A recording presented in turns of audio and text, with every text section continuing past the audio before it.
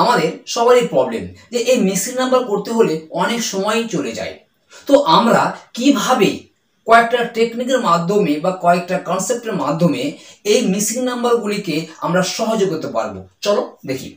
তো ওপরে যদি 18 এবং যদি 8 যদি এরা ভাবি যোগ করলে হয়েছে না, দেখো। আর যদি বিয়োগ করে দিই, তা 18-র সঙ্গে যদি 8 বিয়োগ করে দিই 10 আসছে, ভালো কথা 10 আসছে। এবার এই একইভাবে সেকেন্ডটা আমরা দেখবো। আমরা চলো দেখি, আমরা 7 থেকে যদি আমরা 3 বাদ দিয়ে দেখো 4 আসছে, তাহলে আমরা কনফার্ম যে আমাদের যদি এই প্রসেস একই প্রসেস মেনটেন করে তাহলে আমাদের 3 নম্বর প্রসেসটা একই হবে। তো যদি আমি 15 থেকে 10 বাদ দিই কত হবে, তাহলে এই জায়গায় হবে আমাদের 5, রাইট অ্যান্সার। তো আমাদের এই 5 হবে রাইট অ্যান্সার। তো আর একটা স্টেপ আমরা যাই, দেখো একটা রাউন্ড দিয়েছে, তাকে 4টি ভাগ করেছি, এই জায়গায় 8, 64, 216 এবং এই জায়গায় জিজ্ঞাসা চিহ্ন দিয়েছে এবং 4টা অপশন দিয়ে দিয়েছি।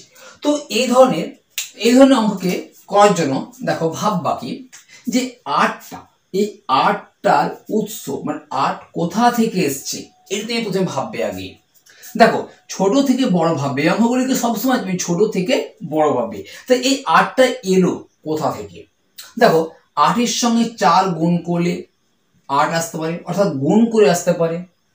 আবার দেখো তুমি যদি ভাবো যে যদি 2-এর স্কোয়ার আর 2 যদি গুণ করি, 2 দুগুণে 4 আর 2 8, এটাও আসতে পারে। অর্থাৎ 8 কিভাবে আসতে পারে সেগুলোকে আমরা সহজ পথে দেখবো আমরা। আবার দেখো 2-এর মাথায় যদি 3 দিই অর্থাৎ কিউব করি তাহলে 8 আসছে। তাহলে এই প্রসেসগুলোর মধ্যে যে কোনো একটা প্রসেসকে দেখবো আমরা। তো দেখো 8 মানে হচ্ছে 2-এর কিউব, অর্থাৎ 2-এর কিউব মানে কি 2 গণিত 2 গণিত 2 সমান আমাদের 8 হয়।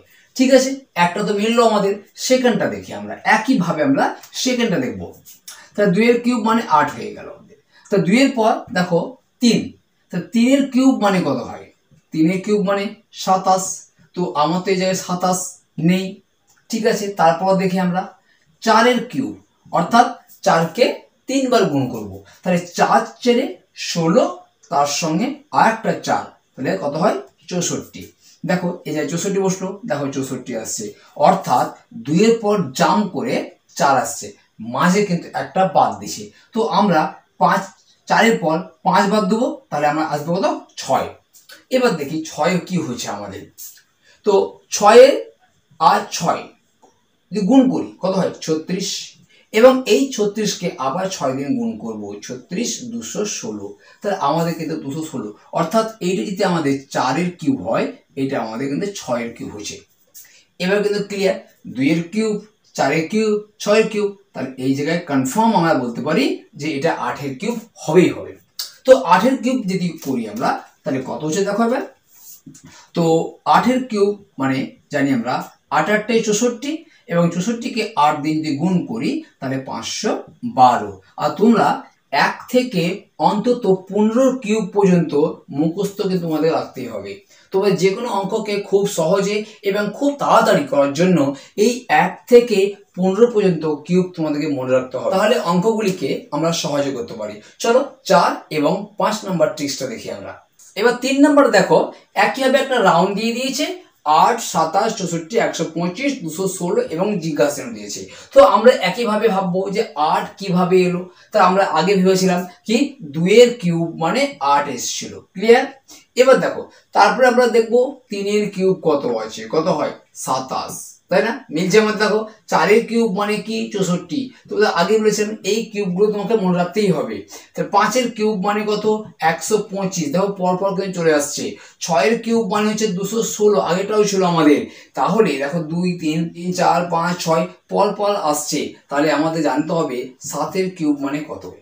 তো জানো 7 7 কত হয় 49, এবং আরেকটা 7 যদি গুণ করি তাহলে আসবে 343। তো রাইট অ্যান্সার হবে 343। অপশন দেখার কোনো মানেই হবে না। তুমি যদি এই প্রসেসগুলো মেনটেন করো তাহলে কিন্তু খুব সহজে কিন্তু এই অ্যান্সারগুলো করে ফেলতে পারবে, কিন্তু তোমার চিন্তা ভাবনাটাই অঙ্ক করে দেবে। তুমি যদি একটু ডিস্ট্র্যাক্ট হয়ে যাও এই অঙ্কগুলির মধ্যে, ভাবনা যদি অন্যদিকে চলে যায় তোমার, তাহলে এই অঙ্ক করা কিন্তু সমস্যা হয়ে যাবে তোমাদের। তো আর দেখো এই অঙ্কটা দেখো, আমি একই টাইপের অঙ্কগুলো আলোচনা করছি। এবার দেখো 3 আর 4 যখন দেখবে ওপরে ছোট এবং নিচে বড় দিয়েছে, তার নিশ্চয় ওপরের কিছু একটা ক্যালকুলেশন করে কিনা নিচে এসছে, নিচ থেকে ওপরে কখনো যাবে না, এটা ভাববে এটা যে বড় হয়তো। তো 4 এবং 3, এই 4 এবং 3-এর সঙ্গে কি এমন সম্পর্ক আছে যার ভিত্তি করে আমাদের 144টা এসছে, এই 144টা এসছে। এবার দেখো একইভাবে 11 এবং 9-এর সঙ্গে কি সম্পর্কর মাধ্যমে আমাদের এই সংখ্যাটা এসছে। তো একইভাবে আমরা এইটাকেও ভাববো, আমরা দেখবো। আমরা চলো দেখি আমরা। তো প্রথমে দেখো 3 আর 4 যোগ করলে 7, 7-এর সঙ্গে কি এমন গুণ করলে 112 আসে? আসছে না, আসছে কি? আসছে না, বাদ দাও এটাকে। তো 4-এর সঙ্গে 3 গুণ করো, 4-এর সঙ্গে 3 গুণ করে 12, কিন্তু আমাদের আছে 144। তাহলে এই জায়গায় একটা দেখো মনে হতে পারে তাহলে 12 তো স্কোয়ার কত হয়? 144 হয়, তাই না? এই কনসেপ্টটা যখন চলে আসবে তখন তুমি তারপরটা ভাবো আসছে কি আসে না। দেখো তাহলে 12 স্কোয়ার মানে 44, মানে গুণ করে 12 স্কোয়ার। এবার এর সঙ্গে গুণ করব, তাহলে কত হচ্ছে? 9 11 99, তাহলে 99 স্কোয়ারের কত? তাহলে 99 স্কোয়ার কত হবে? 9 8 0 1। এই 1 থেকে 100 বর্গ নির্ণয় করা কয়েক সেকেন্ডের মধ্যে কিন্তু আমার চ্যানেলে আছে, তোমার যদি মনে হয় একবার তোমরা দেখে নিতে পারো, কয়েক সেকেন্ডের মধ্যে করে ফেলতে পারবে কিন্তু। দেখো তাহলে এটা হয়ে গেল। আচ্ছা ঠিক আছে, এটা হয়ে গেল। তো আমাদের এবার দেখো যদি এইটা এবং এইটা একইভাবে যদি চলে যায়, তাহলে 3 নাম্বারটা আমি কিচ্ছু ভাববো না, ওই নিয়মেই করবো আমরা। তো কত? 15 আর 6 প্রথমে গুণ করবো, 15 6 কত হয়? 6 15 90, ভেরি গুড 90। এবার 90 স্কোয়ার, কিচ্ছু করবো না, এই 9 9 81, একটা শূন্যের জন্য 2 শূন্য, তাই আমাদের অ্যান্সার হবে 81। সো বাস, যদি আমার ভিডিওটা তোমাদের ভালো লাগে থাকে অবশ্যই সাবস্ক্রাইব এবং অল নোটিফিকেশন বেলটা প্রেস করে দেবে।